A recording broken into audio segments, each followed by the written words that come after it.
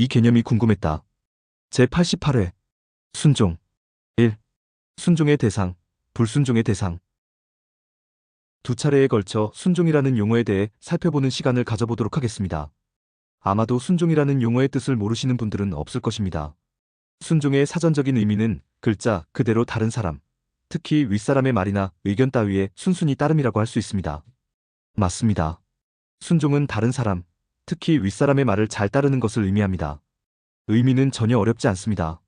그래서 오늘은 의미에 초점을 맞추기보다는 순종이란 것이 옳은 것인지 그른 것인지, 그리고 순종을 해야 한다면 무엇에 순종해야 하는 것인지에 대해 초점을 맞추어 보도록 하겠습니다. 먼저 단도직입적으로 여쭈어 보겠습니다. 순종이 옳은 것입니까? 그른 것입니까? 순종의 반대말이라고 할 수 있는 불순종이 옳은 것입니까? 그른 것입니까? 이렇게 질문을 드리면 대부분 순종은 옳고 불순종은 그르다고 대답하십니다. 왜냐하면 아주 오랜 시간 동안 그렇게 교육을 받아왔기 때문입니다. 가정에서도 학교에서도 직장에서도 교회에서도 국가에서도 늘 순종하는 사람이 되어야 한다고 교육을 받아왔기 때문입니다. 항상 순종이 미덕인 것처럼 교육을 받아왔기 때문입니다.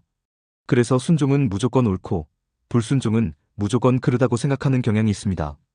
하지만 순종이라고 해서 무조건 옳은 것이 아니고 불순종이라고 해서 무조건 그른 것이 아닙니다. 예를 들어보겠습니다. 도둑이 들어왔습니다. 도둑을 가만히 보니까 아주 나이가 있는 어른입니다. 그 나이가 있는 어른 도둑이 위협을 가하면서 귀금속과 현금을 자루에 담으라는 지시를 내렸습니다. 그래서 하라는 대로 다 했습니다. 여러분께 여쭈어 보겠습니다. 이 일이 순종입니까? 순종이 아닙니까? 사전적 의미로는 분명히 순종이 맞습니다. 그러나 우리는 이 일을 순종이라고 하지 않습니다. 왜냐하면 이 일은 옳지 않은 일이기 때문입니다. 다른 예를 들어보겠습니다. 일제강점기 때 일본은 우리에게 잔인한 일을 너무나 많이 벌였습니다. 정말로 헤아릴 수 없을 정도로 극악무도한 짓을 많이 벌였습니다. 그 중 하나가 일본식의 이름으로 이름을 바꾸는 것이었고 한글을 쓰지 못하게 한 것이었습니다. 이에 동조한 사람들도 많았지만 끝까지 이름을 바꾸지 않은 사람, 끝까지 한글을 고집한 사람들도 많이 있었습니다. 몰래 숨어서 한글을 쓴 사람들도 많이 있었습니다. 여러분께 여쭈어 보겠습니다. 이 일이 불순종입니까? 불순종이 아닙니까?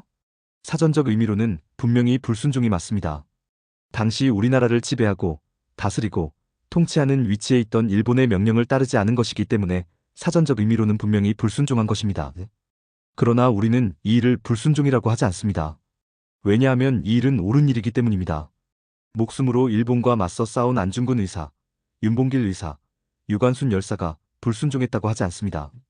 왜냐하면 그들이 한 일은 숭고할 정도로 옳은 일이기 때문입니다. 한 가지 예를 더 들어보겠습니다. 사실 지금 드는 예에서 사용되었던 정확한 단어는 충성입니다. 그런데 충성이라는 단어와 순종이라는 단어가 의미와 쓰임면에서 크게 다르지 않기 때문에 예로 선택해 보았습니다.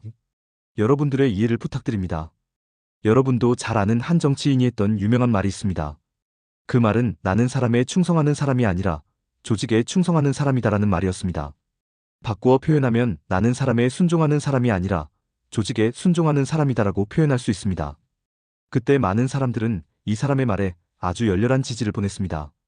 특정 사람에게 충성하거나 특정 사람에게 순종하는 것에 실증이 날 대로 난 사람들은 나는 사람에 순종하는 사람이 아니라 조직에 순종하는 사람이다라는 이 사람의 말을 신선하게 받아들였고 열렬한 지지를 보냈던 것입니다.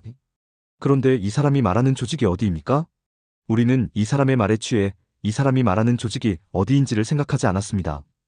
이 사람이 말하는 조직이 국가인지, 이 사람이 말하는 조직이 정부인지, 이 사람이 말하는 조직이 자신이 속한 검찰인지, 이 사람이 말하는 조직이 국민이라는 공동체인지를 생각하지 않았습니다.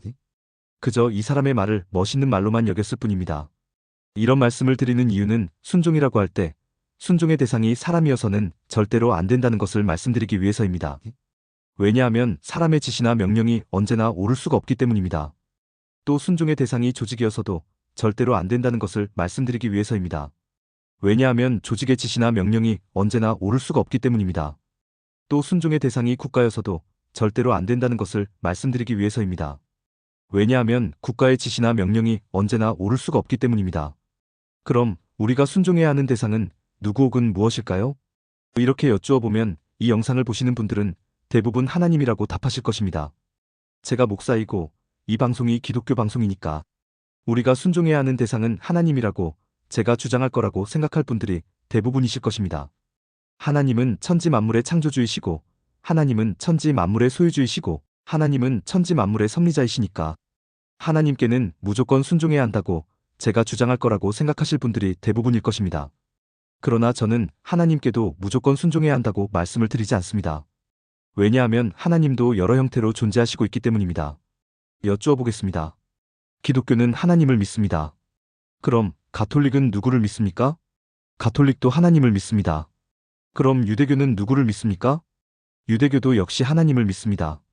그럼 이슬람교는 누구를 믿습니까? 이슬람교도 역시 하나님을 믿습니다. 기독교도, 가톨릭도, 유대교도, 이슬람교도 모두 하나님을 믿습니다. 이처럼 하나님은 여러 형태로 존재하고 있습니다. 만약 하나님께 순종해야 한다고 하면 기독교의 하나님에게도 순종해야 하고 가톨릭의 하나님에게도 순종해야 합니다. 유대교의 하나님에게도 순종해야 하고 이슬람교의 하나님에게도 순종해야 합니다. 그런데 그럴 수 있습니까? 그럴 수 없습니까? 그럴 수 없습니다. 왜 그럴 수 없습니까? 그럴 수 없는 이유는 하나님이라는 이름만 같을 뿐 성품과 속성, 심정과 마음, 가치와 원리는 모두 다르기 때문입니다.